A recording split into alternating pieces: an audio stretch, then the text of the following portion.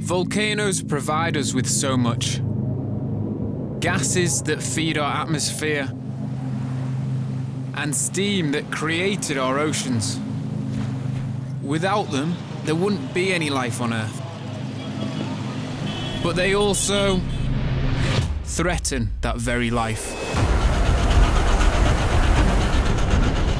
By endangering more people than ever before.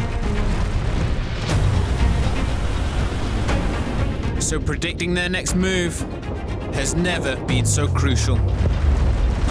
For a lot of people, this is a worst-case scenario. I'm volcano expert Chris Horsley, and in the name of science, I've climbed up and into volcanoes all over the world. Get myself ready for a night in hell.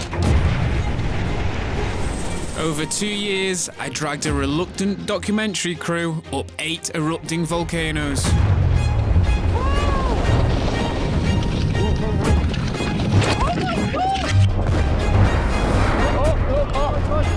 Now that one would have killed you.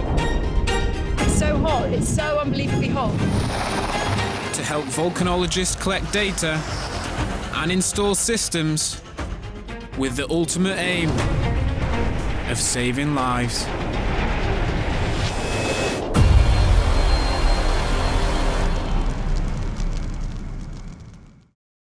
Dominating the heart of the African continent is a single country the size of Western Europe.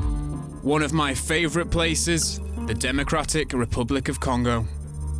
My draw into DRC is Nyiragongo. I mean, that's one of the most impressive volcanoes in the world.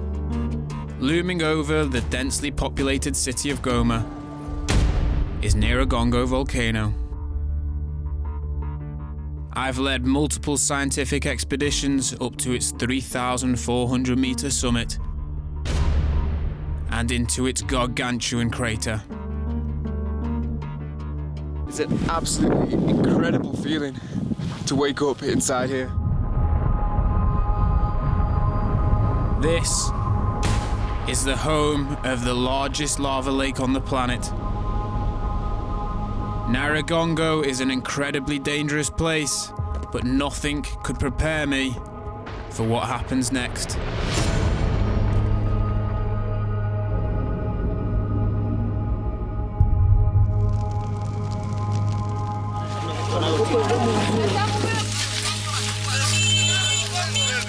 The whole city is evacuating. We're just crossing the fresh lava flow. This is the only route out of Goma to the north. So people don't really have an option. It's definitely made things a lot more difficult, a lot more stressful for the people here to try and cross this what is a normal road, which is now a 500 metre lava flow. Just days old. This is the fallout of a volcanic event of catastrophic proportions. 48 hours earlier, lava drained from Nyiragongo's crater like bathwater down a plug hole. And in the late afternoon, magma exploded from the side of the mountain, spilling directly towards the city. First, it plunged whole neighborhoods into darkness. Then it crept into town.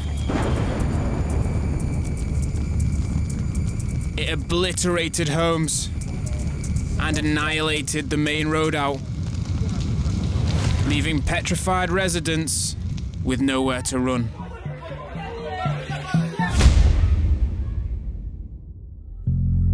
Now, Nyiragongo sits on the horizon like a smoking gun.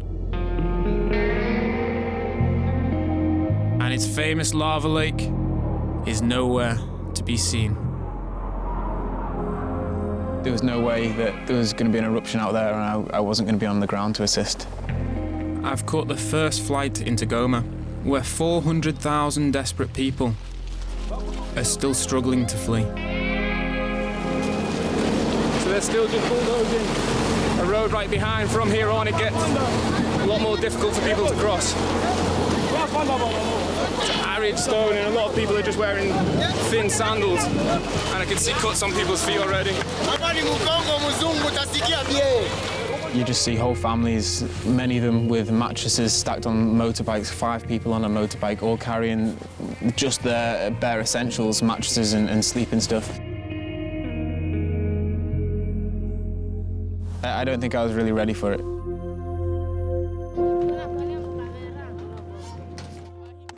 Two months later, and residents with homes still intact begin to return. But is there any way to minimise the devastation if Nyiragongo erupts again? To find out, I've teamed up with local journalist Caleb and UK filmmakers Lauren and Ollie. I'm taking them to witness the sheer scale of the destruction. We're going to head up to the foot of the lava flow, so actually where the lava approached the city and came directly into the city. I can't imagine what it's going to be like. I mean, you'll see.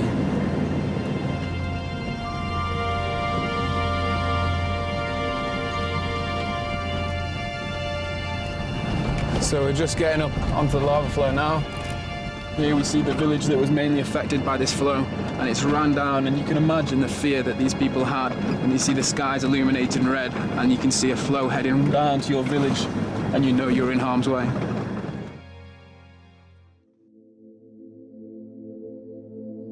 This is Buheni. The suburb hit the hardest by the eruption. Here the homes of over 23,000 people were wiped off the face of the earth.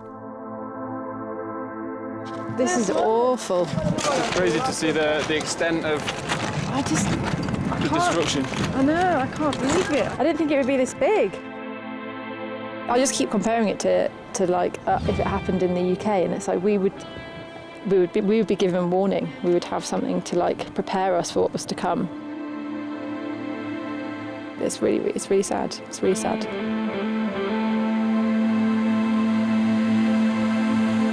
There is no evidence that these homes even existed. The only way people can locate their land is by counting the steps from the main road. One woman, Justine Kahambu, believes she's found her home. Journalist Caleb translates. The front door was there. Sema. Here it was the bedroom for girls. And was she home when the lava came into town? Saa hii volka itombokaka. Ulikuwa hapa kunyumba. Nilikuwa kusoko na niko na churuza. Ndio moto tukaona kule moto shawaka, nikaita babaki hapo. Akaniambia sema hapana, shefa amesema sema.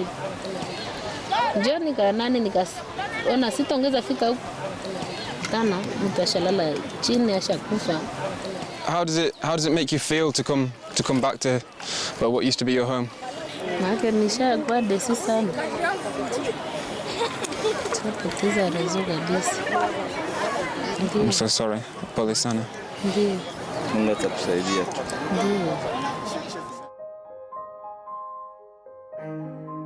Justine's husband, John, was killed by toxic gases from the lava. He was one of 32 people who lost their lives that night.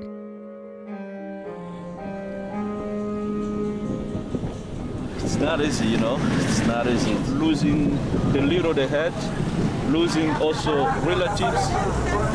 Sometimes makes me feel like crying, you know. Yeah, it's hard to see.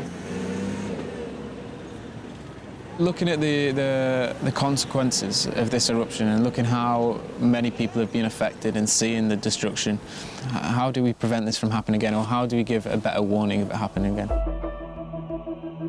To do this, I need to know if Nyiragongo gave any signals that it would erupt. I'm teaming up with volcanologists from OVG, Goma's government-funded volcanic agency. Today, we'll attempt the first ever scientific expedition to the eruption site. But it's on the mountain's flanks in rebel-held jungle.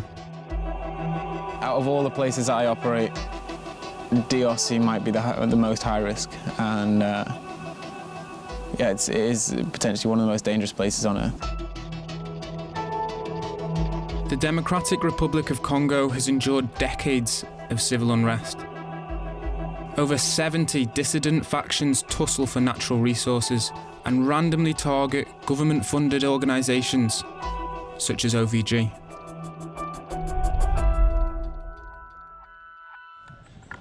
What are we looking at, Chris? Some of the risks that you've got for OVG working out in some of the areas kind of around Nyiragongo, especially in the back, they are rebel-held, so sometimes they come under attack. And this is a kind of a bullet hole straight into, driver's seat, almost head height. This is the risks that OVG have got, trying to do their job, trying to protect this area from the volcanology perspective. And so as much as the volcano brings life, fertile soil, it also brings these minerals and the conflict that we have here. Yeah, you're used to it here, but I'm not. Yeah. And nor are any of the climbers or Lawrence. So. No, it's strange, especially from flying to Europe. I've been based out here and operating here since 2015. It feels like a home almost for me, and I'm very much established here. And so yeah, I can't imagine what it feels like for you to come out to this area and I'm pointing at bullet holes, and we've got a huge volcano in the background, lava flows, and also people screaming down roads. So yeah, it's scary. Before we set off, I receive a phone call from a concerned safety officer. Okay. You think it's better this way? Do you think it's safer if we use OVG vehicle? It's fine. Perfect. Jumbo. What's going on? I think he was just a little bit concerned that we'll be heading out there with press vehicles. He prefers if we're going out with OVG as a convoy altogether. So we'll take one more OVG sign-written vehicle and then the 2 blank Land Cruisers. Even though there's a bullet hole in one of the OVG vehicles. That was a long time ago, wasn't it?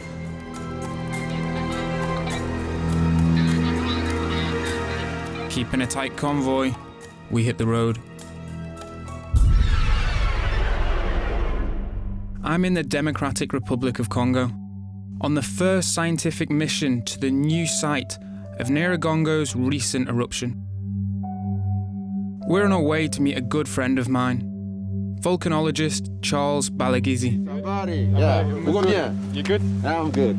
And you? I'm good, man. Welcome to Goma. Thank you. Yeah. So we're going to head out into the field now? Yeah. It's a half-day trek, and we bring with us everything we need for a volcanic crime scene investigation. We begin on the same road out of Goma that residents used to flee the eruption. So literally, last time I was walking down this road, they were evacuating the whole city of Goma down here. Quite surreal to be back, everything's so calm and peaceful. Ish. So you can start to get a whiff of the activity as well. You can start to smell a little bit of sulphur in the air. Just faint. Yeah. As the crow flies, our destination is approximately 1 mile across rainforest too dense to trek. So the quickest way there is to walk along the eruption's dried lava flow. But we're just crossing this, so this is the edge of the lava flow. And you can see how it's just ripped a line in this vegetation. Before here it was pristine forest. And what we see left is just the straggling trees that are hanging on for dear life. It's razor sharp rock, but if you fell over, you'd be screwed. At the top of the flow, we see a massive scar in the mountain. Magma from the crater above would have melted through the earth and exploded from this very spot. It is like somebody has just taken a knife and opened up the side of this crater. And also to think of the power and the pressure that is caused to rip open the flesh of the earth. It's something you can't reckon with. And it's possible that this devastating event could happen again. So as you see here, that is red hot. I'd say 60 plus, yeah. Steaming vents like this one are called fumaroles. And they can be caused by 2 things: residual heat from cooling lava, or, more worryingly, a direct line to molten magma. To find out how deep this one goes, Charles tests for gases. How much is that? If it is a main line to magma, it'll emit high levels of sulfur dioxide, SO2. SO2, you're at 80. 80, yeah. Instantly, it just increases, yeah. Yeah. Skyrockets, actually. Way off the charts. This is a prime site for another eruption. Just 2 miles from the nearest village. It's not great for the people of Goma, is it? If this was an active fumarole that stayed hot and then was a deep fissure right down into the magma chamber, then certainly you'd see a higher risk for that village down there. Africa's deadliest volcano just got deadlier.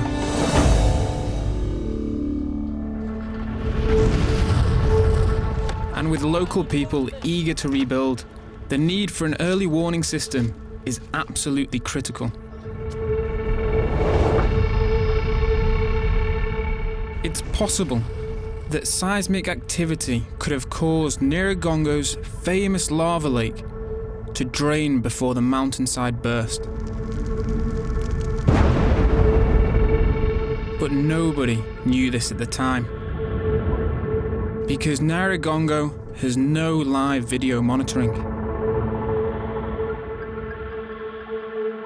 How do we give a better warning of it happening again? The first step in this direction is to get a live stream system in place and to get the camera installed.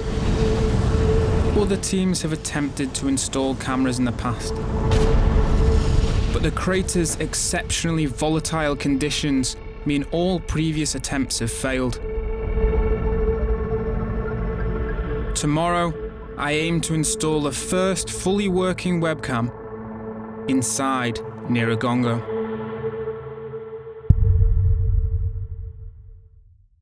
How are you feeling today?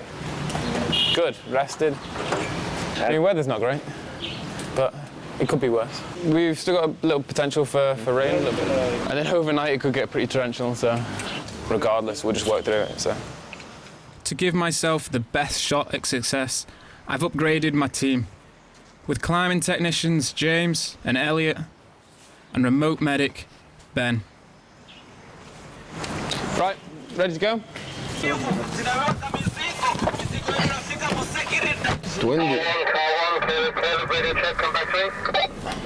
Yeah, call one, received. This morning, we're heading further from the safety of the city than my team have ever been before. Yeah, as soon as we get up to Kibati, then we're going to meet up with our armed security detail. What's your biggest concern at the moment, Chris? I mean, this doesn't sound very exciting, but just not having one cable that I need out of everything. That's a fair worry. You get all the way up there. There are definitely more chances of armed groups being in the area.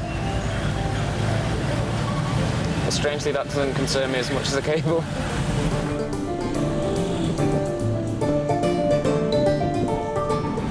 We're coming up to checkpoints. Since the eruption, authorities have stricter controls on traffic in and out of the city.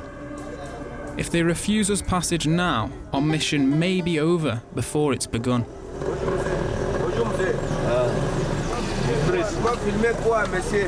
Pardon, monsieur. He didn't like it. What did you do? I just waved at him, giving him the wave, and he was just like, go. Can you see the power of press?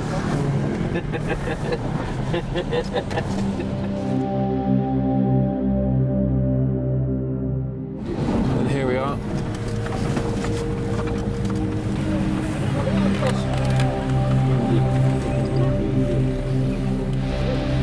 Whoa. That's where the fun starts. At the park headquarters, we're greeted by over 50 locals, ready to haul over 1 ton of climbing equipment, cooking materials and electrical kit to the summit. But no matter how strong this army of porters, they are no match for possible rebels. I've just spoke with the commander who's concerned about the security up there. He says he hasn't got enough rangers to secure it. They've just got a little bit of a concern with people in the area at the moment. What kind of people in the area? Just rebels. I'm just going to go and speak with the commander again. Can I come, Chris? It's probably not best for cameras. Okay.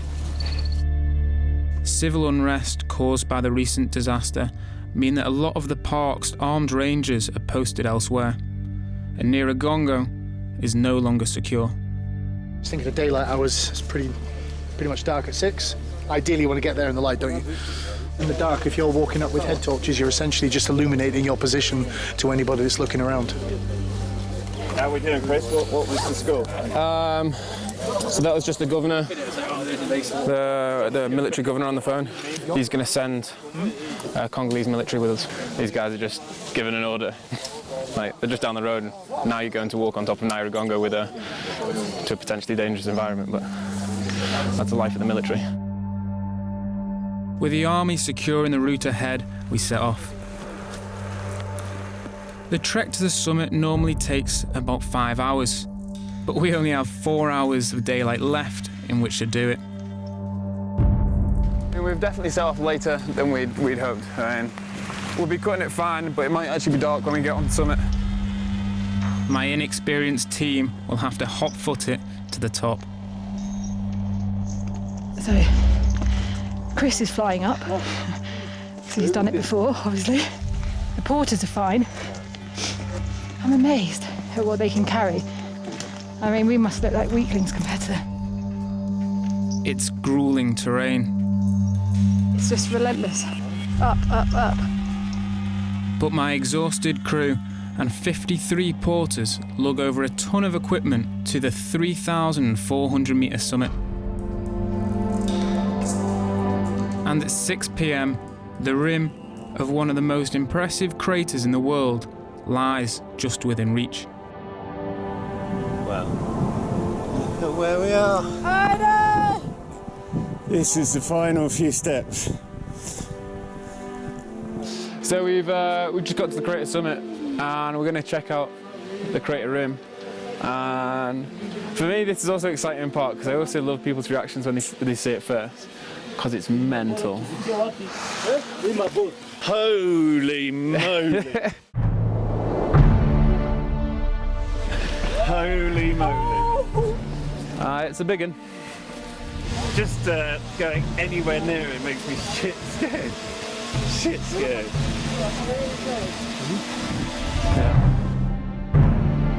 I've stood on this crater rim many times before, but this time the view is virtually unrecognisable.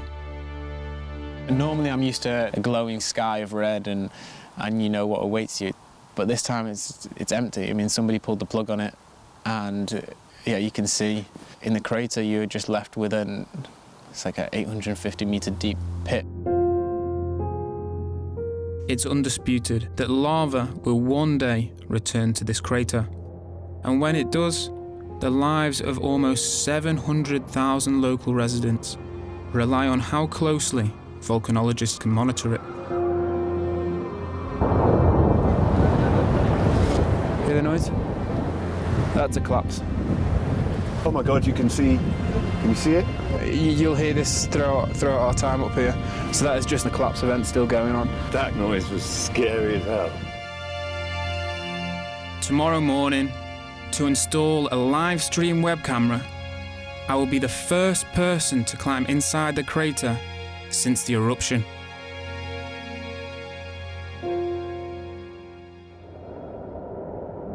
Good morning. Morning. Morning, sunshine. Did you feel the earthquake last night? I heard a lot of rumbles. How are you feeling? Fantastic. You could have brought coffee with you. That's how I'm feeling. I'm in Central Africa, planning to install a web camera inside one of the largest volcanic craters in the world. What are you going to do now? Oh, we're just going to wrap over the edge and take a close look. It'll be the first crater descent since Nyiragongo's eruption, so we need to make sure the proposed site is still safe for a web camera. Gonna head over that edge there, and then as soon as I get down to a lower area, I'll traverse across. Where? Just hidden behind some rocks, a little bit out of sight round here. But the crater wall, after so much seismic activity, is crumbling to bits. Every sort of 5 minutes you'll hear a big roar coming out of there. Just loose hell falling down into the bottom of the crater. You'll hear it and you see it, you see the dust cloud come up. The apocalyptic scene has drawn quite an audience directly above where I'll be climbing. These folk can move back a metre because if they're on the edge and they dislodge any rocks, they can put down on the crest. Can you explain that if they stand here, they could knock rocks and it could kill me? With the edge secured, it's time for me to make the pioneering 60-metre descent. So it's just this edge, isn't it? We'll just step down. I don't know. All right. See you later. See you in a bit, mate.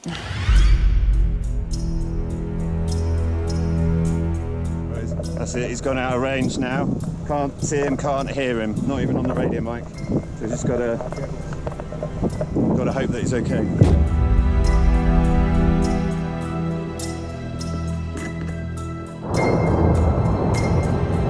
Some rock fall. Really close to Chris, eh? Horrible terrain. Loose rock everywhere. I mean, even small stuff like that.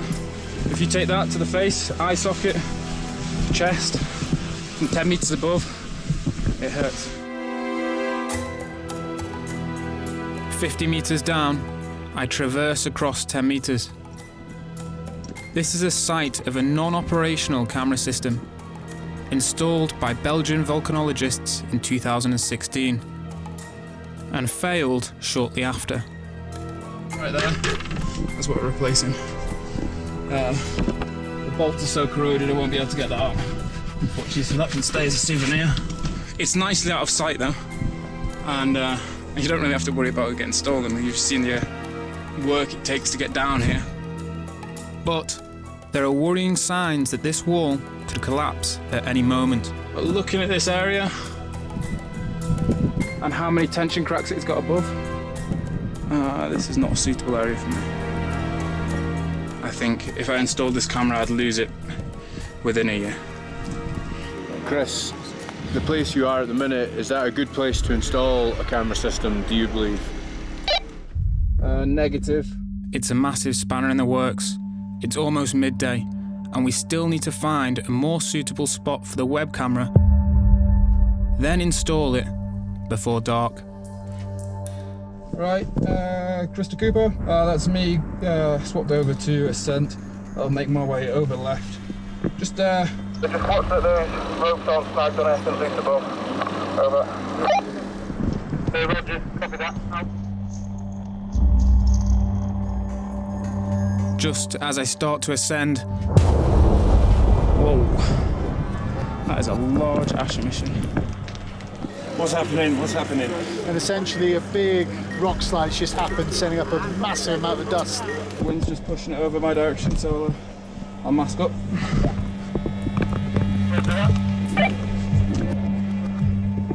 Heinous!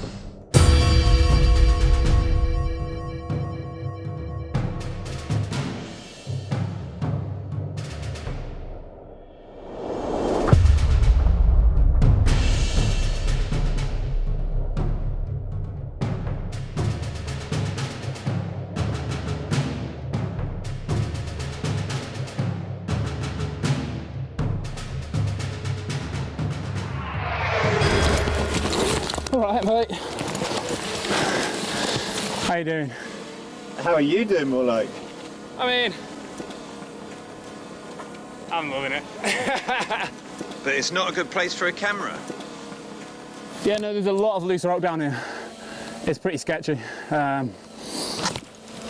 Also, with the recent seismic activity, there's a load of tension cracks even within this wall, that weren't there before, especially the location just above where that camera's installed. So, complete write-off. Fortunately, there's one more site for us to try, but this one is on the far side of this sheer crater rim. It's over a mile around a treacherous knife-edge ridge, and to make it work, I have to relocate 200 kilos of equipment, meaning everyone has to come.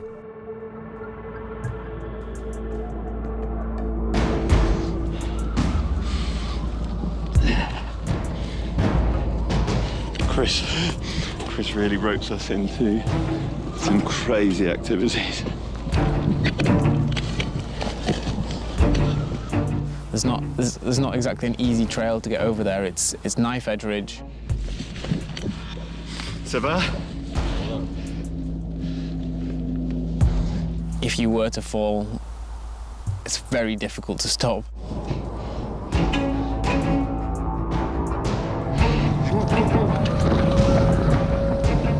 Oh my God. Oh my God. That was scary as f.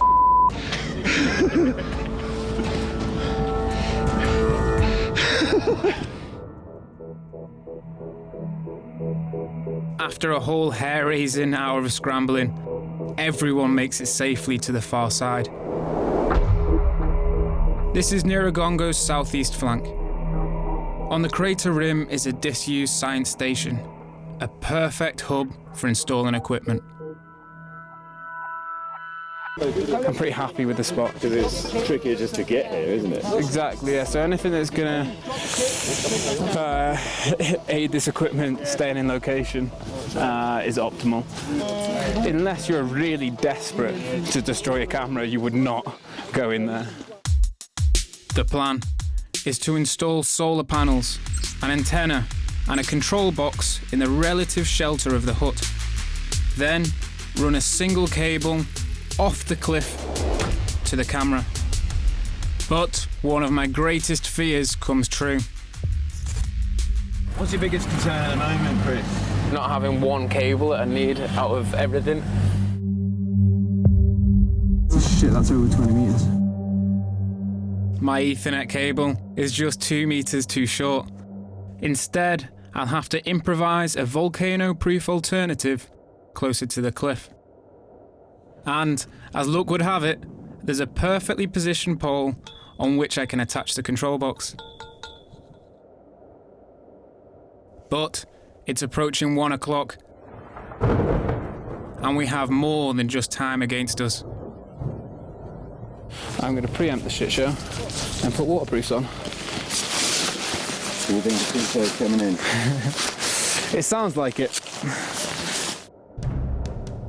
Installing a webcam. Step 1, attach the antenna. Kind of needs to point where the mast is. But I can't exactly see the mast that's 10 kilometers away right now. Step 2, improvise a mount for the control box. Soon realised there's a few bolts short.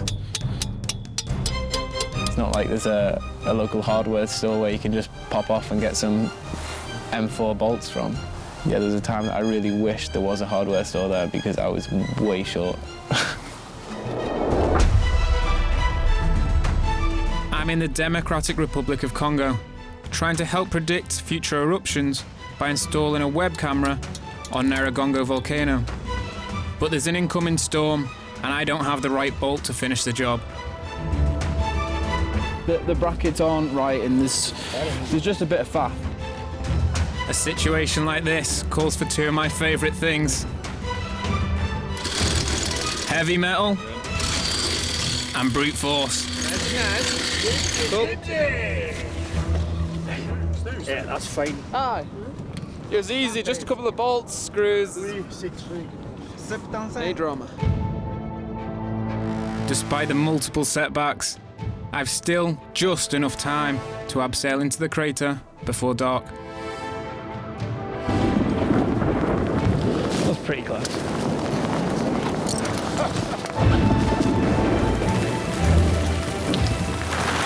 Shelter, Ollie. Yeah. Oh, this is turbo wing.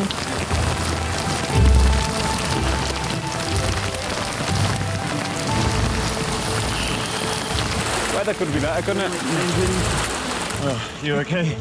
If you looked up misery in the dictionary, this is what just like.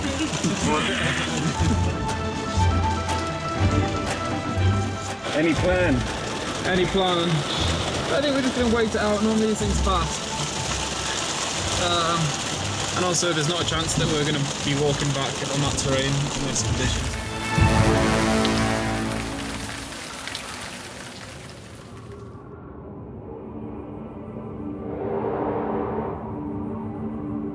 After an hour, the storm finally passes, leaving us just enough light to scramble back to base.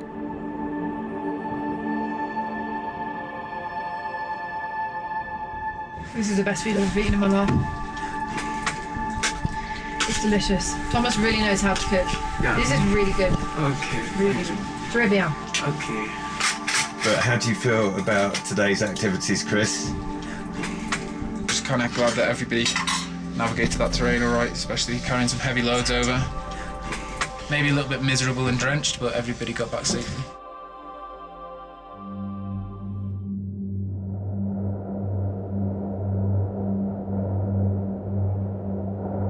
"6 a.m. It's crack of dawn, it's really, really misty. To make sure we catch the weekly flight out of Goma, we should be packing and leaving. But that's not an option. Let's go. We're only halfway through installing the camera system. Okay, let's try and keep our 6 together then. We'll need to finish the job and climb down the mountain before dark. Yeah, man, I definitely don't remember coming down here. It's cutting it fine. So now I'm just going to plug the camera in, and then we'll go down to the face and bolt it in. It might be a little bit difficult to position the camera because I want it pointed at the lava lake, but you don't really have much visibility at the moment. This terrible visibility also means one of the camera crew will have to come with me. Lauren, you're going to be coming down the crater. Well, when we have the next one, I'll go. I can get you back for this. Standing in the way. I'm going to make you go down in the deepest pit you've ever seen. Let's grab some tools. Filmmaker Lauren has only done basic abseil training, but there's no better proving ground than a volcano. It's just because it's like a sheer drop, and I have to lean into it. Have your feet on. I don't know where my feet are going. Then cross left. Okay. That is so cool! But luckily, we're only climbing 6 foot down. Well, that's gnarly abseil. Now, I need to run a cable down the cliff. Then, attach a mounting bracket. The whole job Have we got a proper screw? is going to take me about an hour. Nice one.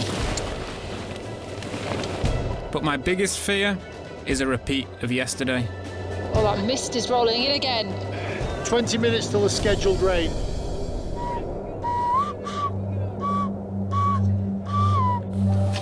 Who's doing that? It seems my Congolese colleagues are calling for a divine intervention. He's trying to talk to the ancestors. What was he whistling for now? He's trying to ask the ancestors to prevent us from the rain. I have just told them to stop rain.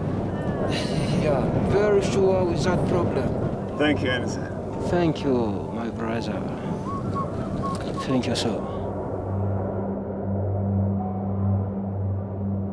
While the afterlife do their best to will away the weather, I'm on the home straight. All right, ready for the camera? Yeah. Here's the camera. I'm just messaging the office back home to see if they can log into the camera and see if it's working.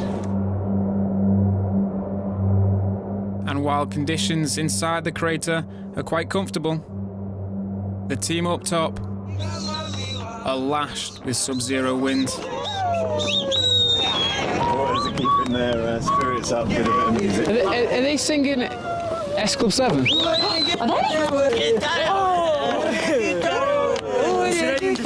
wonder what their reaction would be for a bit of death metal.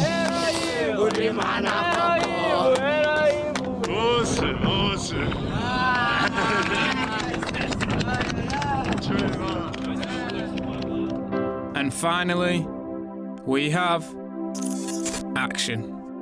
This live stream camera means that volcanologists will have eyes on the crater 24/7.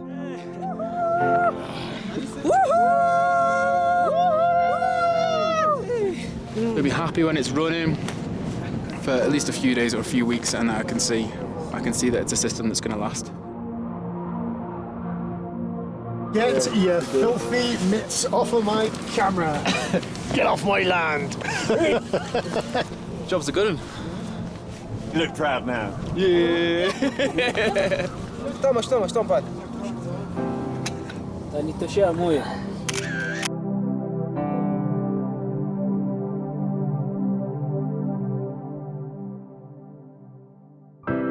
As we prepare to leave Congo, I catch one last glimpse of Africa's most infamous volcano. There it is. Nyiragongo ahead of us. I'm streaming. So, just for the everyday person in Goma, this information and the future of live stream data would just gives an earlier warning system to the city, which is such a vibrant and colourful place, and it's just going to give them that heads up. Hopefully, this is the start of something new.